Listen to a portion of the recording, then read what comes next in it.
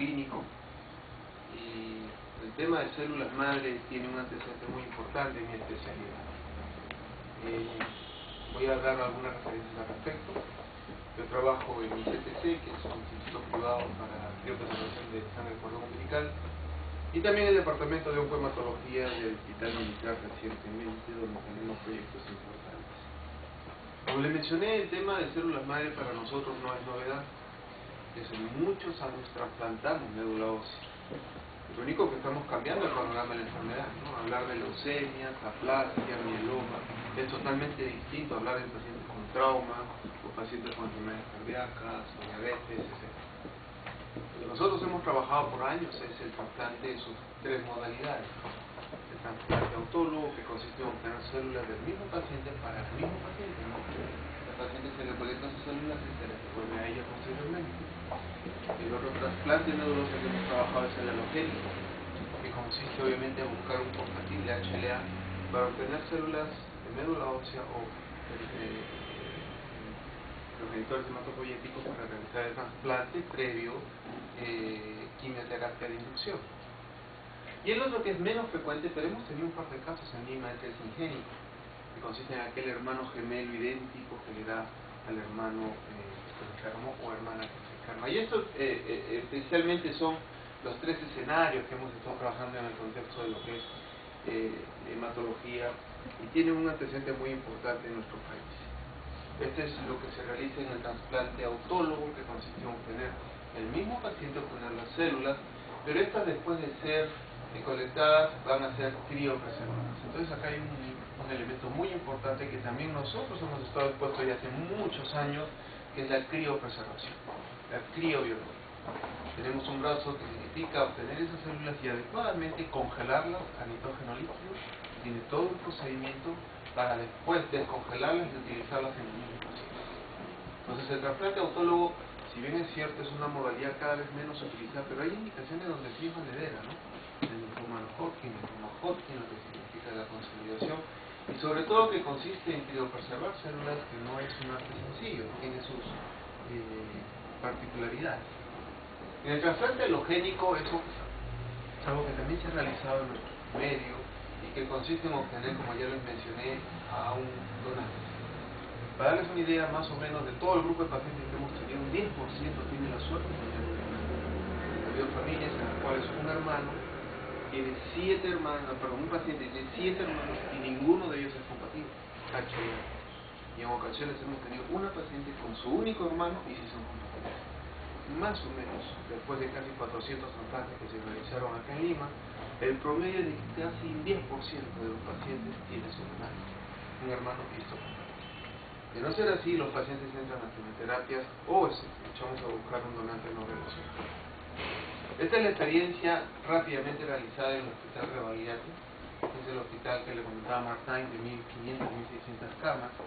Se comenzó el año 94 y a la fecha sigue realizando trasplantes, principalmente halogénico, en cantidad de 500 a la fecha. Y durante todo ese tiempo aprendimos muchas cosas, ¿no? Primeramente nos dimos cuenta de que la célula tiene una tremenda capacidad de producir inmunomodulación, la célula tiene una capacidad tremenda de recuperar la hematopoiesis. Y eso es lo que aprendimos con lo que es el injerto conjugal. Cuando agarramos a un paciente enfermo, le ponemos células de un donante, estas células pueden producir un efecto en el paciente que se denomina graft versus host disease, la enfermedad de injerto conjugal. Son los linfocitos del donante que atacan al paciente. ¿Okay? Pero también aprendimos otras cosas. Y fíjense, fue muy curioso esto.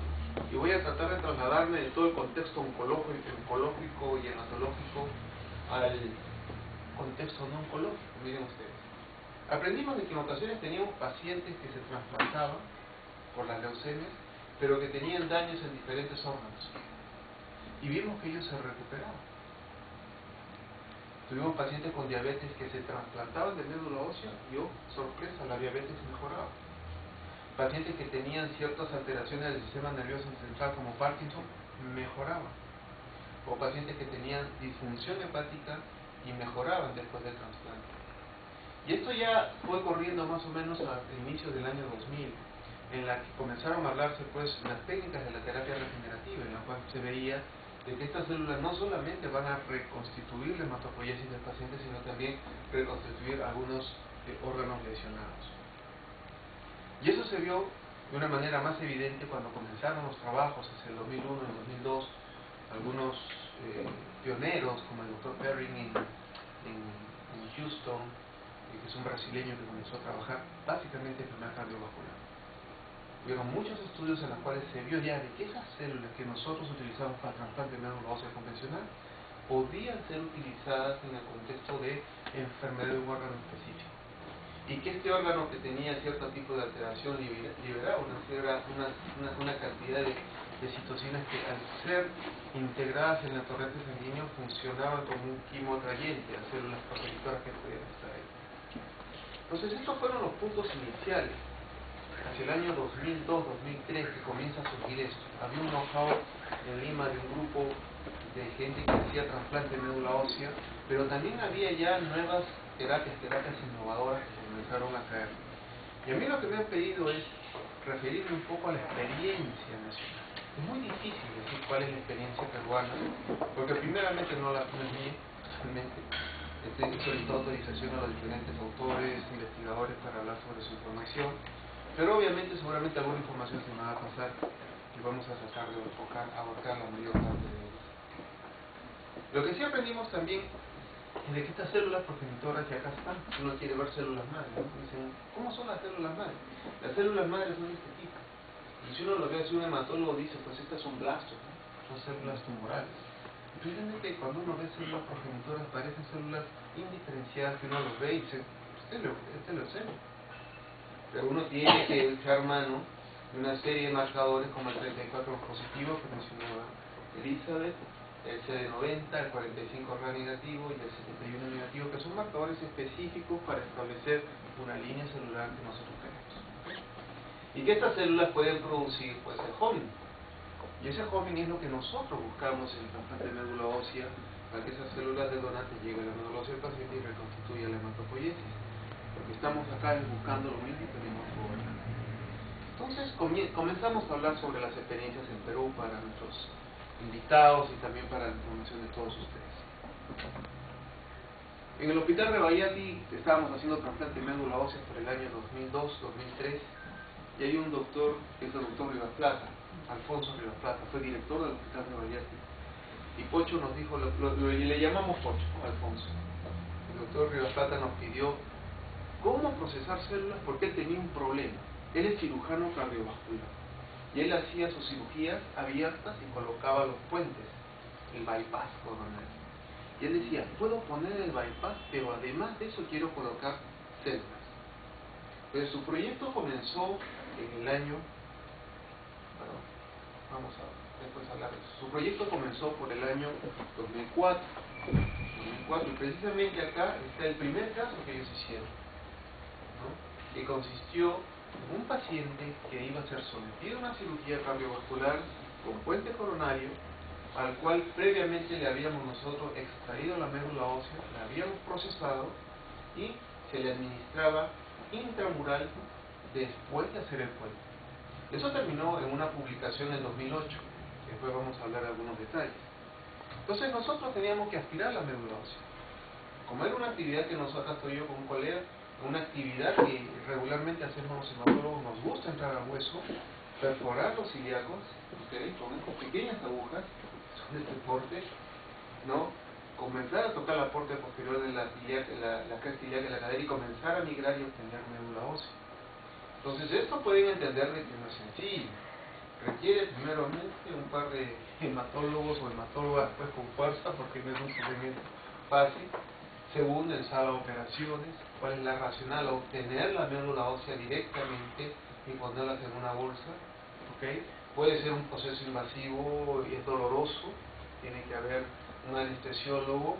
Lo que sucede es que hay pacientes que toleran bastante el dolor y hay técnicas suficientes para evitar ese dolor.